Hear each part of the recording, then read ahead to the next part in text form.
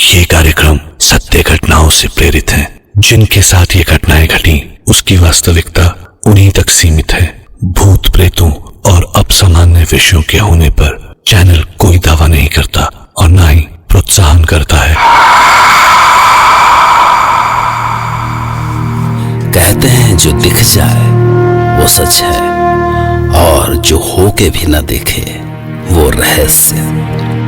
कुदरत में न जाने ऐसे ही कितने रहस्य हैं।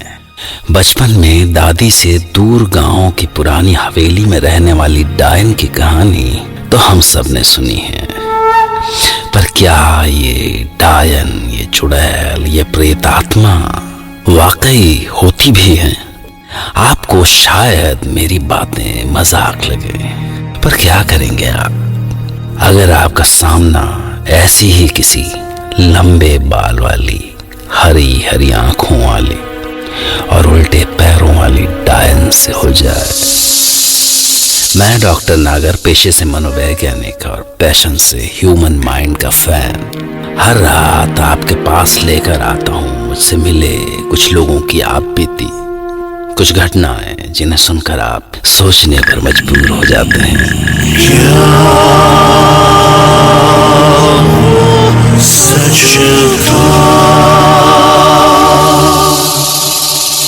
आज हम सुनेंगे पुरानी दिल्ली में रहने वाले असलम मिर्जा की दास्तान। असलम, जिन्हें लगता था कि डायन और चुड़ैलें सिर्फ किस्से कहानियों में होते हैं, शायद।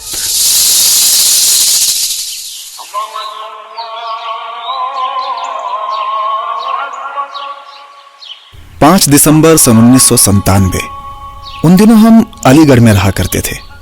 मैं अपनी बीवी शाहीन को स्टेशन छोड़ने जा रहा था। वो दिल्ली में अपने मायके जा रही थी। ट्रेन करीब 5 बजे की थी और स्टेशन ज्यादा दूर नहीं था। फिर भी हम 3 बजे घर से निकले।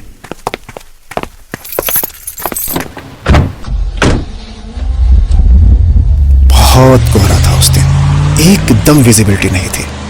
मेरा एकदम भी मन नहीं था कि वो जाए, पता नहीं क्यों, पर इस बार कुछ अजीब लग रहा था। कुछ तो था जो खटक रहा था। हम स्टेशन पहुंच गए थे। ठंड काफी ज्यादा थी। मैंने शाहीन को ट्रेन में बिठा दिया था। चलिए अब जाइए, मैं चली जाऊंगी, ठंड काफी है और वैसे भी अब्बा मुझे लेने आ रहे हैं ना। ओफो, मेरा मन नहीं कर रहा है जाने का, और अभी आधे घंटे हैं ट्रेन के जाने में। आप भी ना ऑफिस नहीं जाना है क्या? और देखिए नमाज का भी टाइम हो रहा है। चलिए अब जाइए, मैं पहुंच के अब्बा से फोन करवा दूंगी, कहा ना।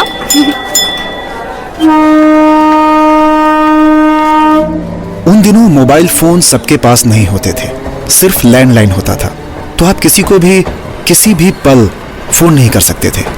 फिलहाल मैं स्टेशन से निकला। कोहरा और गहरा हो चुका था। जाड़ों में सवेरा वैसे भी देर से ही होता है। ठंड काफी थी। मैं कांप रहा था। मैं गाड़ी में बैठा और गाड़ी स्टार्ट की। कुछ भी नहीं दिख रहा था। अचानक बीच रास्ते में मेरी कार के आगे वाले टायर से अजीब सी आवाज आई और कार एकदम से डिसबैलेंस हो गई। मैंने जल्दी से ब्रेक लगाई और हिम्मत करके गाड़ी से उतरा। आगे वाला टायर पंचर था। या अल्लाह, इसे भी अभी खराब होना था। गाड़ी पुराने कब्रिस्तान के पास खराब हुई थी। पुराने अंग्रेजों के जमाने का कब्रिस्तान था वो, जो बिल्कुल इस्तेमाल नहीं होता था। वैसे तो मैं भूत प्रेत के किस्सों से बिल्कुल इत्तेफाक नहीं रखता था, पर उस दिन ना जाने मुझे क्यों थोड़ा डर लग रहा था। मेरी गाड़ी की डिक्की में एक स्पेयर टायर पड़ा हुआ था। मैंने जैसे ही डिक्की खोली, अचानक गाड़ी का आगे वाला दरवाजा खुला और बंद हो गया। मैं चौंक गया। मैंने तुरंत आगे जाकर देखा तो वहां कोई नहीं था। मैंने गाड़ी के अंदर देखा तो वहां भी कोई नहीं था। मुझे कुछ ज्यादा ही डर लग रहा था। टायर चेंज करने के लिए जैसे ही मैं आगे गया तो क्या देखता हूं कि टायर तो पंचर ही नहीं था। मुझे अपनी आंखों पर विश्वास नहीं हो रहा था। आखिर आखिर ये कैसे हो सकता है? मेरा सर घूम रहा था। शायद मुझे वहम हुआ था या मैं नींद में था, पर फिर भी ये कैसे हो सकता है? मुझे लगा कि मुझे यहां से जल्दी निकलना चाहिए। मैं गाड़ी में बैठा, मैंने गाड़ी स्टार्ट की। एक अजीब सी स्मेल, एक अजीब सी दुर्गंध थी मेरी कार के अंदर। मैं जल्दी जल्दी घर पहुंचा। घर पहुंचकर जैसे मैंने कार पार्क की और मैं अपने दरवाजे की तरफ आगे बढ़ा तो फिर से कार के डोर के खुलने की आवाज आई।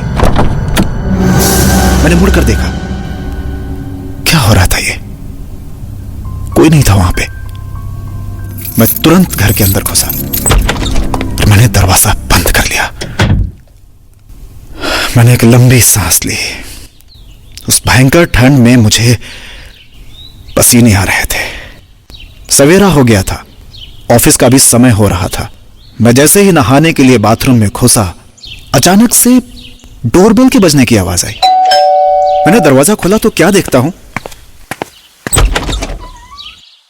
अरे शाहीन, तुम ट्रेन पे नहीं चढ़ी? क्या हुआ? सब ठीक तो है ना? और ये तुम्हारा हाथ इतना ठंडा क्यों है? और तुम मुझे तुम मुझे ऐसे क्यों देख रही हो? अरे कुछ बोलती क्यों नहीं भाई? नहीं, कुछ नहीं। वो मेरा मन नहीं किया, अजीब लग रहा था, सो मैं ट्रेन से उतर गई। तुम्हारी तबीयत तो ठीक है ना? चलो डॉक्टर के यहाँ चलते हैं। नहीं, अरे कहीं नहीं जाना है मुझे। अच्छा ठीक है, मेरा मन भी नहीं था कि तुम जाओ। चलो मैं अब्बा को फोन कर देता हूँ कि तुम नहीं आ रही हो, नहीं तो वो परेशान होंगे। कुछ नहीं करोगे तुम, कुछ नहीं करोगे तुम। क्या हो गया शाहीन? कैसे बोल रही हो तुम? नहीं, वो मेरा मतलब था कि मैंने स्टेशन से उन्हें फोन कर दिया था। अच्छा, ये लो, ये फोन भी डेड है। पता नहीं क्यों, पर मुझे उसमें कुछ अजीब सा लग रहा था। ये वही शाहीन थी जिसे मैं कुछ देर पहले स्टेशन छोड़कर आया था। वो खुद ही तो घर जाना चाहती थी।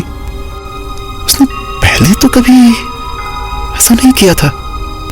यही सब सोचते सोचते मैं उस दिन ऑफिस आया। काम में मन नहीं लग रहा था। शाम जैसे ही हुई मैं घर आ गया। घर अंदर से बंद था। मैंने कई बार डोरबेल बजाई, किसी ने दरवाजा नहीं खोला। मुझे अब टेंशन हो रही थी। मैं खिड़की की तरफ जा ही रहा था देखने की, अचानक से मैंने देखा कि शाहीन मेरे पीछे खड़ी थी। असलम, शाहीन, तुम बाहर हो? तुम बाहर हो तो दरवाजा किसने अंदर से बंद किया? रुको, मैं पीछे के दरवाजे से जाता हूं। ओके। ये सब क्या हो रहा था मेरी कुछ समझ में नहीं आ रहा था। आज सवेरे मैंने नमाज भी नहीं पढ़ी थी। मैंने अंदर से दरवाजा खोला। मैंने सोचा कि शाम की नमाज का वक्त है, शायद ऊपर वाला ही कुछ राह दिखाए। मैंने शाहीन से बोला कि शाहीन, जरा कुरान पाक देना। पागल हो गया है, कुरान पाक मंगवा रहा है मुझसे। नहीं असलम, दिमाग खराब हो गया है। ये सुनते ही जैसे उसकी रगों में खून दौड़ गया। उसकी आंखें बड़ी हो गई, चेहरा लाल हो गया और वो ना जाने किस तरह से पता नहीं क्या क्या बड़बड़ करने लगी।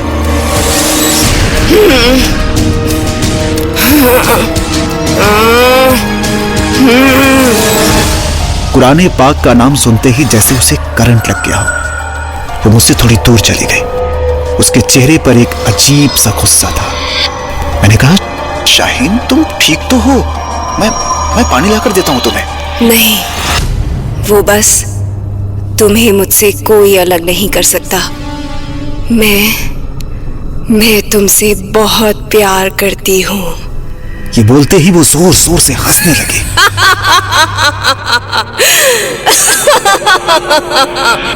अजीब सी भयानक हंसी, और रात तो जैसे तैसे कट गई। अगले दिन मैं उठा तो वो मेरे सामने बैठी थी। मैंने पूछा, तुम सोए नहीं? मैं सोती नहीं हूँ। ये कैसे अटपटे जवाब दे रही थी वो? कुछ तो गड़बड़ थी। मैं बाहर गया और तुरंत मैंने शाहीन के घर दिल्ली में फोन लगाया।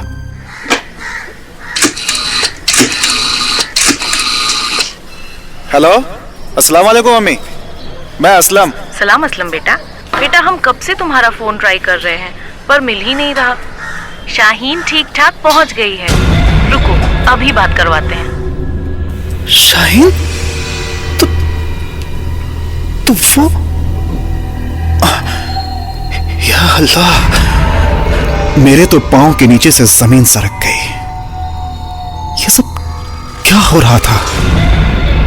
अगर शाहीन वहां है तो आखिर ये कौन था? अगर ये सच है तो वो क्या था? तभी फोन पर दूसरी तरफ से शाहीन की आवाज आई। हेलो, क्या मुझे एक दिन हुआ गए और आप इतनी जल्दी भूल गए? एक फोन तक नहीं हुआ ना आपसे? और ये घर के फोन को क्या हुआ है? हेलो, कहाँ हो आप? शाहीन, हेलो शाहीन, सुनो, तुम कैसे भी करके अगली बस से यहाँ अलीगढ़ आ जाओ। अभी तुरंत। क्या हुआ असलम? सब ठीक तो है ना? शाहीन, बस प्लीज तुम अगली बस से आ जाओ। मैं बाद में बताऊंगा, अभी बात करने का समय नहीं है, प्लीज। अच्छा ठीक है। समझ में नहीं आ रहा था कि क्या करूं। अचानक मुझे याद आया कि शाहीन एक पीर बाबा के पास काफी जाती है, पुरानी मस्जिद के पीछे। क्यों, ये तो नहीं जानता, पर मैं भागते हुए उधर गया। बाबा ने मुझे पहचान लिया था। बाबा को मैंने सब कुछ साफ साफ बता दिया। फिक्र मत कर बच्चा, अल्लाह हम सब का इम्तिहान लेता है। तू पाक बंदा है। आ देखते हैं किस रूह का साया है तुझ पर और तेरे घर पर। मैं बाबा के साथ चल दिया। शाहीन को फोन किए काफी टाइम हो चुका था। मैं उसे अकेले घर नहीं जाने देना चाहता था, सो मैं पहले बस अड्डे गया।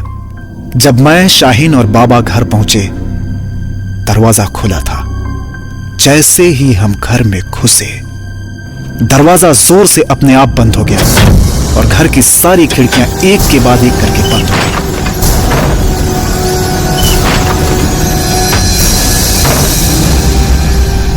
बिस्मिल्लाहिर्रहमानिर्रहीम। अल्लाहु ला इलाहा इल्लल्लाहु सदाकल्लाहुल अज़ीम। ऐ रूह, तू जहां कहीं भी है, सामने आ। इस जहां से अब तेरा कोई वास्ता नहीं। परवरदिगार से डर। आ, इन नेक बंदों को और परेशान न कर। मैं तुझे हुक्म देता हूं, आ सामने आ। जैसे ही बाबा ने यह बोला, एक औरत के जोर से हंसने की आवाज आने लगी।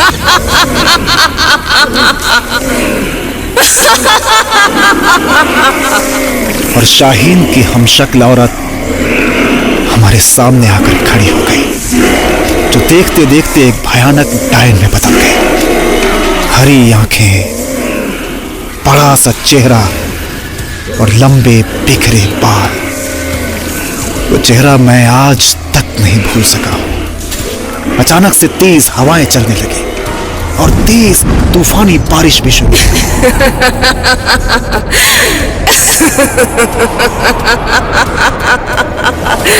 तुम इतनी आसानी से मुझे नहीं भेज सकते। मैं कहीं नहीं जाऊंगी। जाना तो तुझे पड़ेगा। बिस्मिल्लाहिर्रहमानिर्रहीम। अल्लाहु ला इलाहा इल्लल्लाहु सदाकुल अज़ीम। अल्लाह। नहीं जाऊंगी,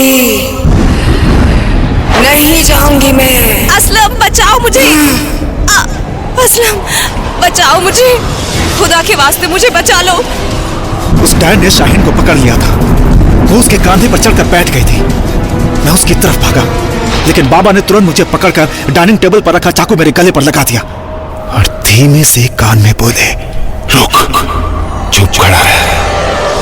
ऐ रूह, अगर तूने उस मासूम बच्ची का बाल भी बांका किया तो मैं इस बंदे का सर अलग कर दूंगा। तुझे ये कभी ना मिलेगा जो तू चाहती है। तड़प तड़प कर मरेगी तू हमेशा। छोड़ दे उस बंदी को। या अल्लाह। उस डैन ने बाबा की तरफ गुस्से से देखा और शाहीन को छोड़ दिया। शाहीन जमीन पर गिर पड़ी और डैन बाबा की तरफ बढ़ गया।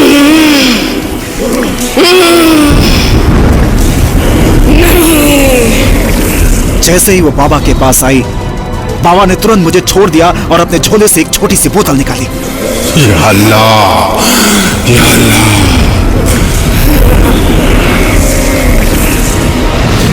और बाबा ने बोतल बंद कर दी।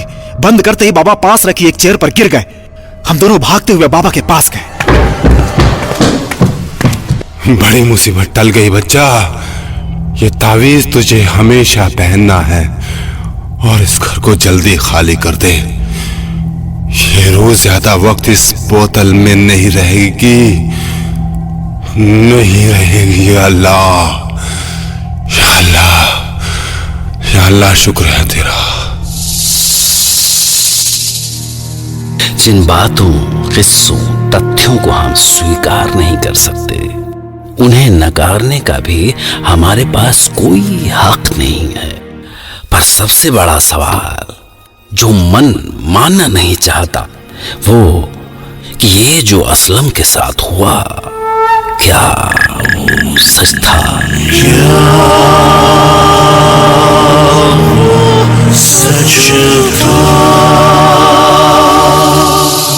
खैर, मैं डॉक्टर नागर कल रात आपसे फिर मिलूंगा एक नई सच्ची घटना के साथ।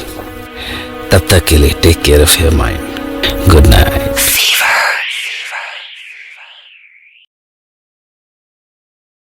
सब्सक्राइब कीजिए हमारे YouTube चैनल डिंग डंग डोम को ऐसे ही मजेदार किस्से और कहानियाँ सुनने के लिए, और कमेंट करके बताएं ये वीडियो आपको कैसा लगा। अगर अच्छा लगा हो तो प्लीज एक लाइक कर दीजिए और शेयर कीजिए अपने दोस्तों के साथ।